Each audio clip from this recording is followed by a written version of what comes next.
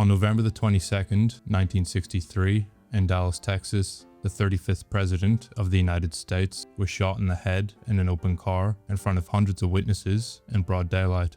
Within hours, a suspect was in custody. Within 2 days, that suspect was murdered on live television at a Dallas police station by Jack Rubenstein, better known as Jack Ruby, a man with documented ties to organized crime.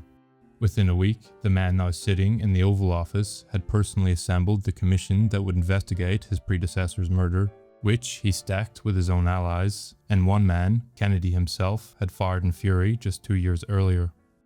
The official conclusion, delivered months later to a nation still in shock: one man, one gun, no conspiracy. If a sitting president can be executed and the perpetrators get away with it, the implications of that would be horrific enough, but particularly because JFK was, in my opinion, a genuine hero. Not only did he try to diminish foreign interference and break up the intelligence apparatus, both things his successors noticeably fell short on, but he was also, quite literally, a war hero. During World War II, JFK served in the US Navy as a commander of a patrol boat called PT-109 in the Pacific Theater. On the night of August 2nd, 1943, near the Solomon Islands, PT-109 was struck and cut in half by a Japanese destroyer. 2 crewmen were killed instantly, and the surviving sailors were thrown into burning fuel and debris in the dark ocean.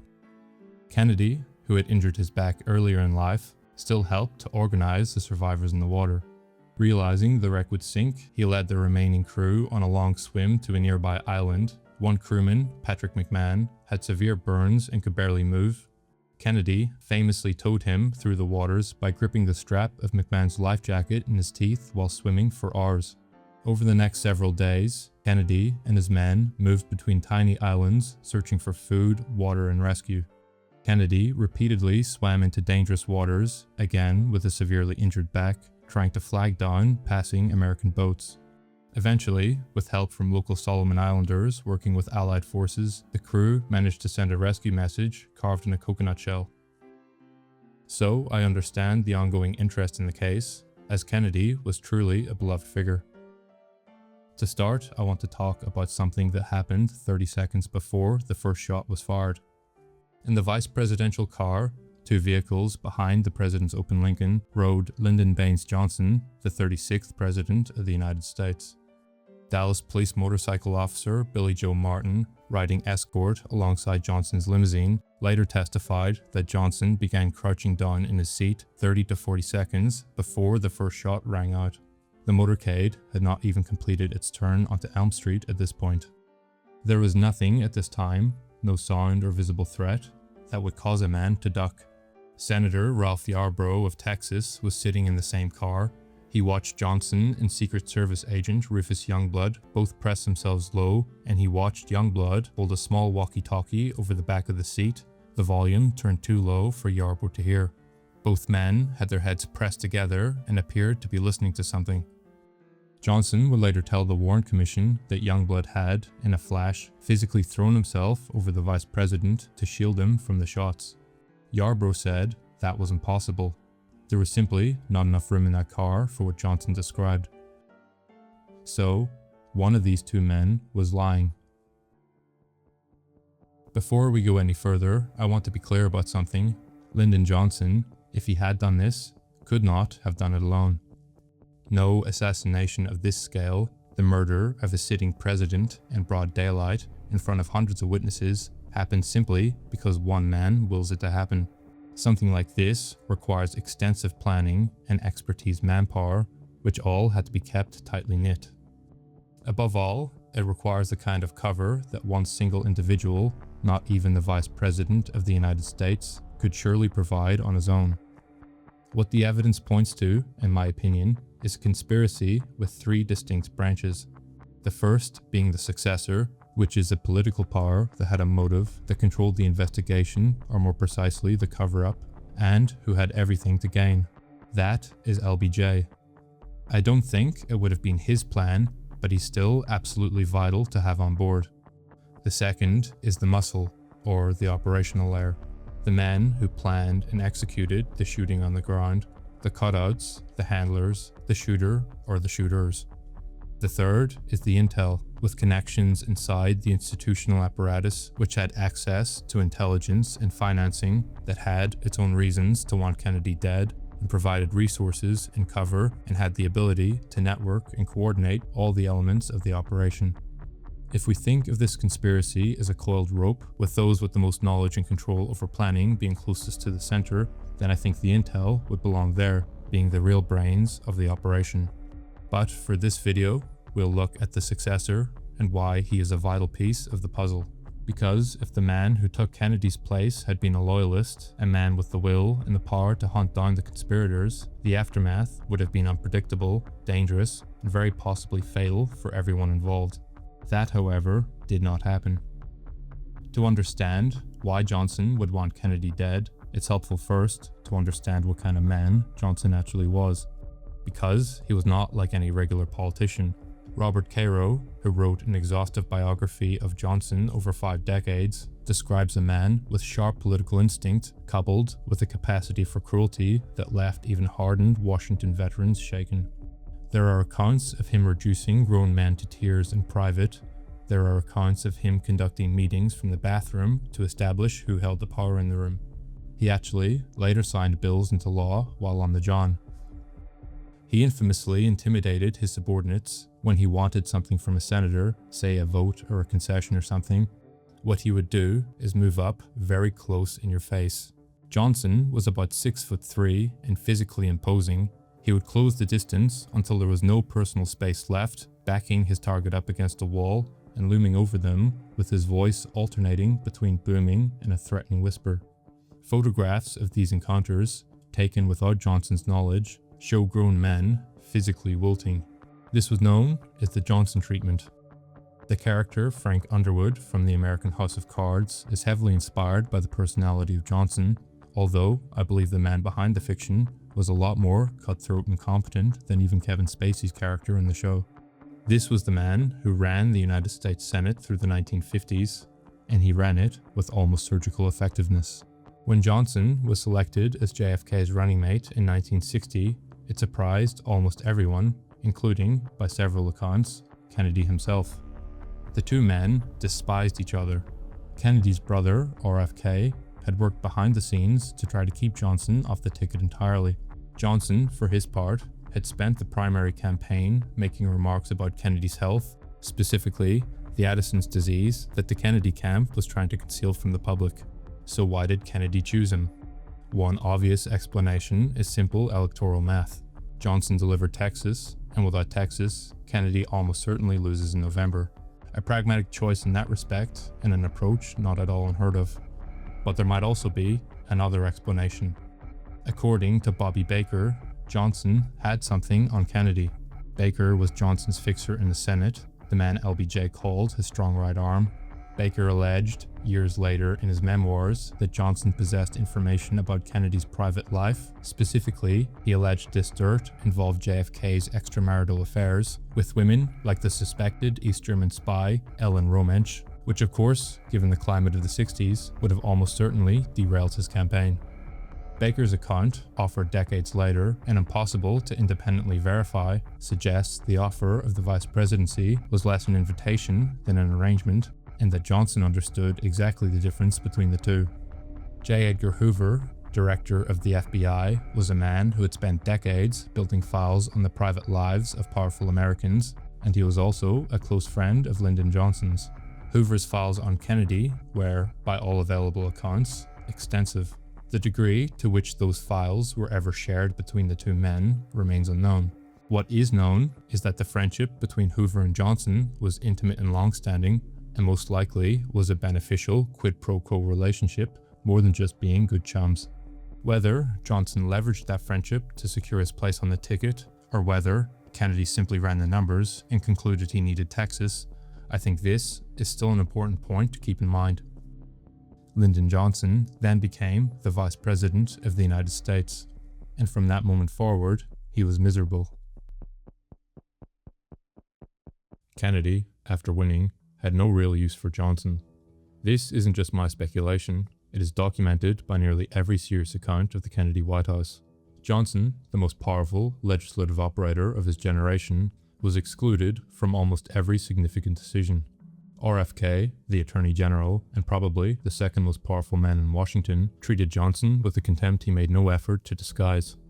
Caro, who I mentioned before, documents him being physically diminished and weeping, feeling frequently humiliated by the Kennedys. The giant of the Senate, once a towering political force, was reduced to attending ribbon cuttings and state funerals. He had traded the most powerful legislative position in America for a title with no power attached to it, which I find hard to believe a man of Johnson's experience and cunning didn't know this about the vice presidency, and makes me wonder why such an ambitious and effective operator would exchange a position of power and influence for a powerless ceremonial role. But things could get worse for Johnson. By the autumn of 1963, that humiliation was compounding into something more dangerous than wounded pride. Because, by that autumn, the investigations had begun. Billie Sol Estes was a Texas conman of spectacular proportions. He had built a financial empire out of nothing, and I don't mean that like he pulled himself up by the bootstraps or anything. I mean, quite literally, out of nothing. His money-making schemes were a combination of fake mortgages and cotton that didn't exist, stored in grain tanks that didn't exist, insured by banks that believed the documentation he faked, that made the whole thing look legit. Estes was generating an estimated $21 million a year from this machinery of fabrication. A significant portion of that money was flowing into the coffers of Lyndon Johnson. In 1962, after information came to light that Estes had paid off 4 agricultural officials for grain storage contracts, President Kennedy ordered the Justice Department to look into Estes. And when federal investigators began circling the Estes operation, that is when the people close to the case started dropping like flies. Henry Marshall was a U.S. Department of Agriculture official who had gotten too close to the truth. He was offered a transfer to Washington, the kind of transfer designed to move a man away from dangerous investigation rather than to reward his competence. Marshall declined. He stayed in Texas and kept digging into the case. On June 3, 1961, Marshall was found dead on his own farm in Robertson County, Texas. He had been shot 5 times with his own bolt-action rifle. Local authorities ruled it a suicide.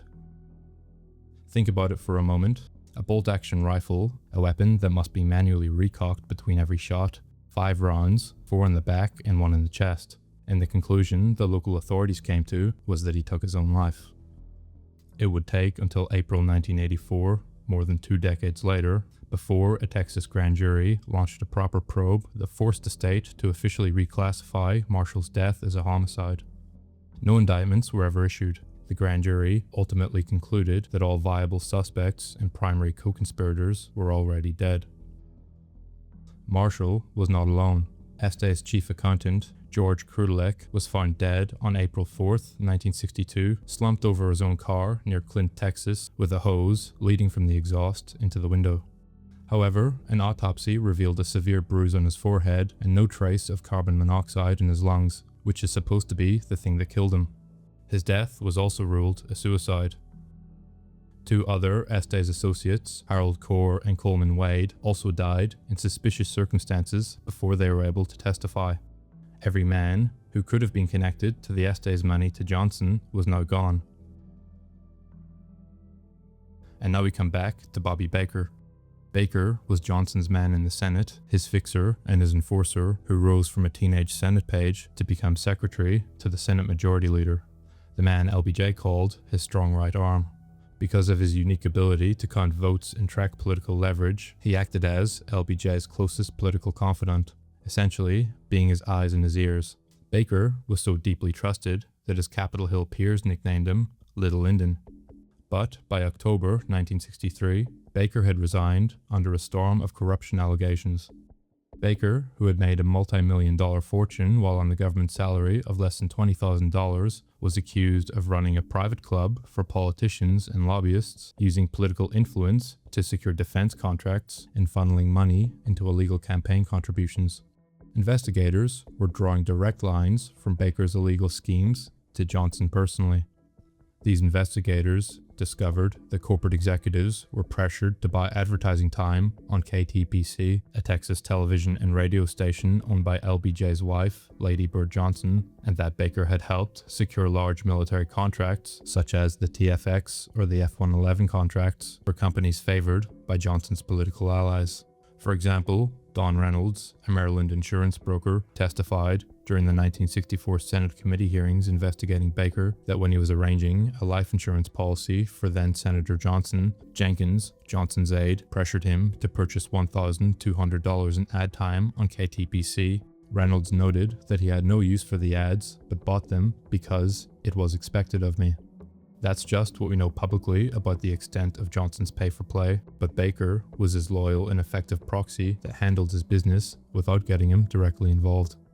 The day JFK was shot, November the 2nd, 1963, the Bobby Baker investigation was days away from the point of no return for LBJ. Johnson was so rattled by it that he had stopped communicating with Baker directly, routing all contact through intermediaries to maintain the appearance of distance.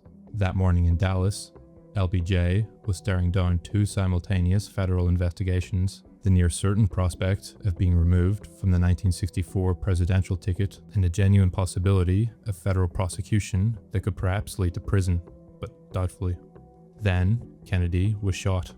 The Bobby Baker investigation collapsed within weeks. The man who had been days away from political and legal destruction was now the President of the United States.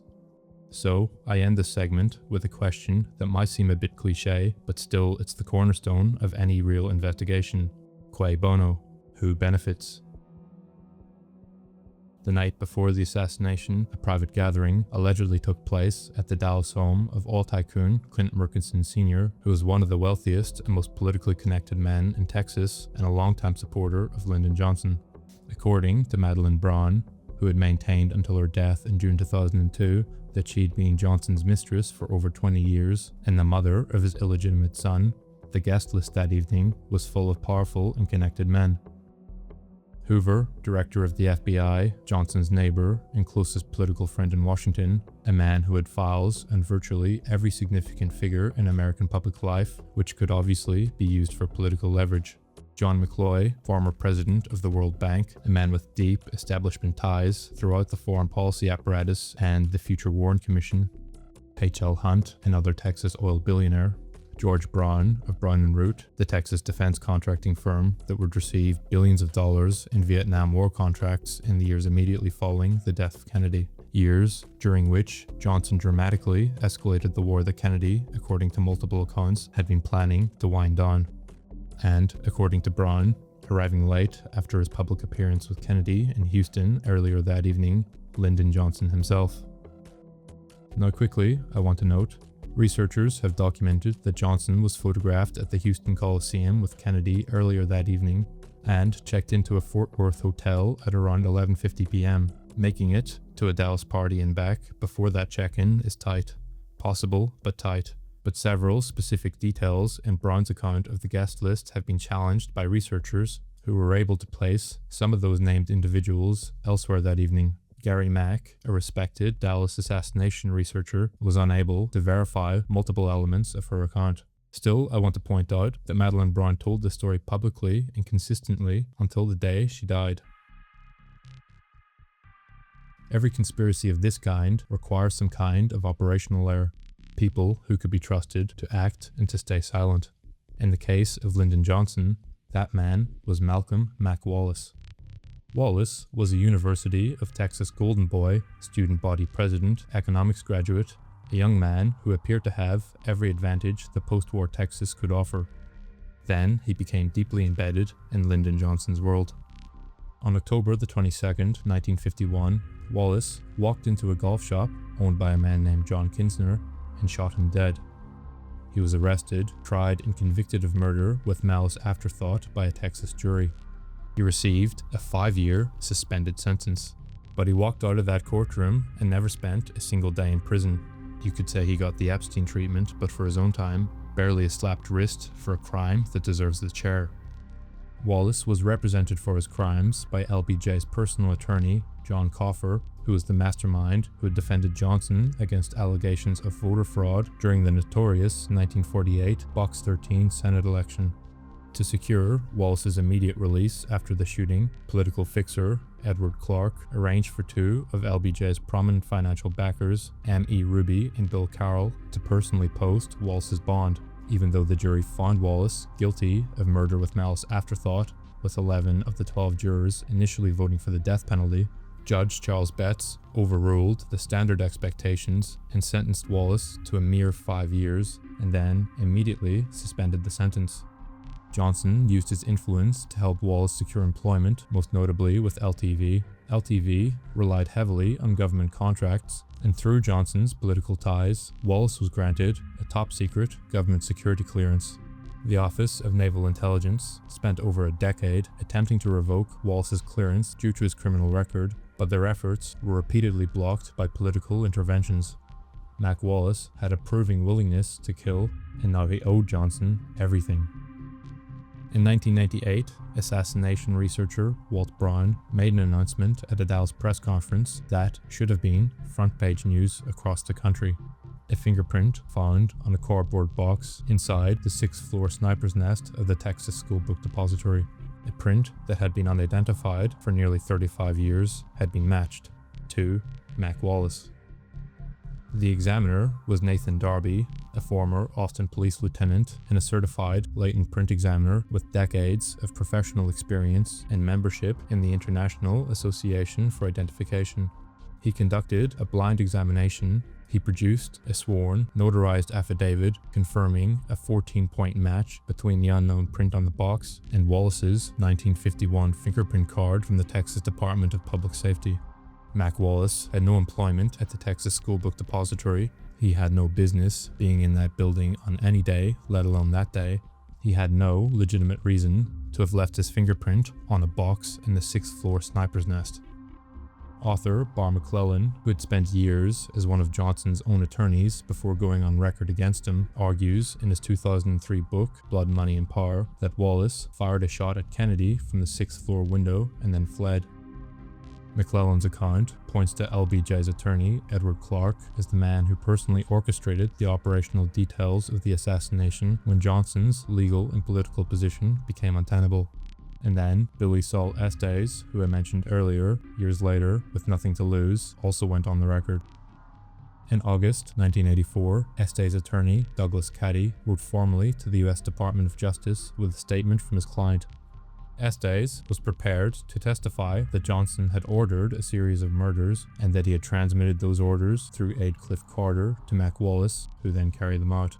The list of killings Estes attributed to that chain of command included Henry Marshall, George Krulek, Harold Orr, Coleman Wade, and John F. Kennedy. Estes further alleged that Wallace recruited Jack Ruby, who in turn recruited Lee Harvey Oswald, a man with a carefully and deliberately constructed public profile involving the Soviet Union and pro-Castro Cuban activities, a man designed to be done away with before he ever saw the inside of a courtroom. And who made sure Oswald never testified? Jack Rubenstein, or Jack Ruby as he's widely known, a small-time Dallas mob figure with documented connections to both organized crime and the Dallas Police Department, who shot Oswald dead in the basement of the Dallas Police Station on November the 24th, 1963 on live national TV in front of dozens of police officers. In the history of American crime, no patsy has ever been silenced so efficiently or so publicly as had Oswald.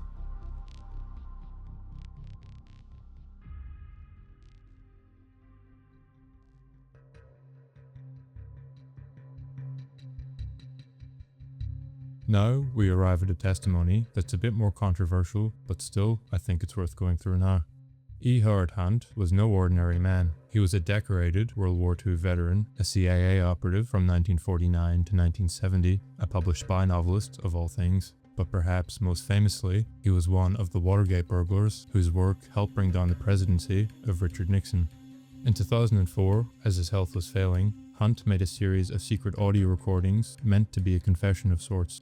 They were intended to be delivered upon his death to his son, St. John Hunt. After his passing on January the 23rd, 2007, those recordings were then released to the public. On them, Hunt described being invited in the summer of 1963 to a safe house near the University of Miami. Present at that meeting, according to Hunt, were CIA operative Frank Sturgis, David Morales, Chief of Operations at the CIA's JM Wave Station in Florida, and Bill Harvey, a man with documented connections to the Mafia and anti-Castro Cubans. They were, Hunt said, assembling a plan for the elimination of a powerful American figure. The operational plan involved a French gunman believed by St. John Hunt to be Lucien Sarti, a Corsican hitman with ties to the Marseille underworld. He was supposedly the one positioned on the grassy knoll. Hunt described his own role as peripheral, a bench warmer in his own words, someone who reviewed the plan but did not execute it. But he named the figure he believed sat on the top of that command structure, and that was Lyndon Johnson. Now I must say, in the sake of honesty, Hunt was a convicted felon with a documented history of deception that extended to forging documents in the National Archives. His own son has acknowledged that Hunt's alibi from November the 22nd has changed over the years and has suggested his father may in fact have been in Dallas that day, as Hunt had long maintained. A deathbed confession from a man with an established history of lying is by no means proof, but still, it's his testimony and I think it's still worth going through. It's a testimony from a man who was there, he knew the people involved, and he spent his career precisely in the world where these kind of things would have been conceived. So, whether you're inclined to believe the words of Hunt, I'll leave that up to you. On November the 29th, 1963, 7 days after the assassination, President Johnson signed Executive Order 11130 that created the commission that would investigate the murder of his predecessor. He personally selected every member of that commission. So let's take a look back at who he chose. Helen Dulles, former director of the CIA, fired by Kennedy in fury following the disastrous Bay of Pigs invasion in 1961. Kennedy was rumored to say, after that firing, that he would splinter the CIA into 1,000 pieces. That same man that Kennedy had fired in anger was now sitting on the commission that would investigate his murder. Future President Gerald Ford, who was then a Michigan congressman, it later emerged that he was secretly reporting the commission's internal proceedings directly to J. Edgar Hoover. John McCloy, who was reportedly at the Merkinson party and a diplomat with deep establishment ties. The commission heard 552 witnesses. It produced a report running to 26 volumes. It concluded, as Johnson needed it to conclude, that Lee Harvey Oswald had acted entirely alone. 3 days after the assassination, before a single witness had formally been interviewed by the commission, and before a single piece of forensic evidence had been produced, a memo was written by Nicholas Katzenbach, acting Attorney General of the United States. It was addressed to Johnson's aide, Bill Moyers. It read, "The public must be convinced that Oswald was the killer, that he had no accomplices still at large, and evidence was such that he would have been found guilty at trial." The conclusion was written before the investigation had even begun.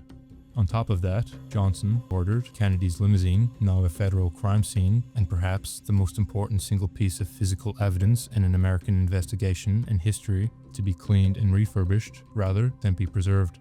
He ordered Kennedy's autopsy to be conducted at Bethesda Naval Hospital in Maryland rather than at the Parkland Memorial in Dallas as Texas law required. Secret Service agents physically removed Kennedy's body from Parkland over the documented and formal objections of Dallas County Medical Examiner Dr. Earl Rose.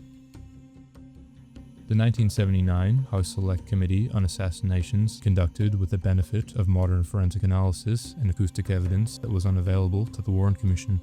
It found that Kennedy was probably assassinated as a result of a conspiracy, and there was a high probability that 2 gunmen fired at President Kennedy. So nobody really takes the Warren Commission seriously, not even the US government.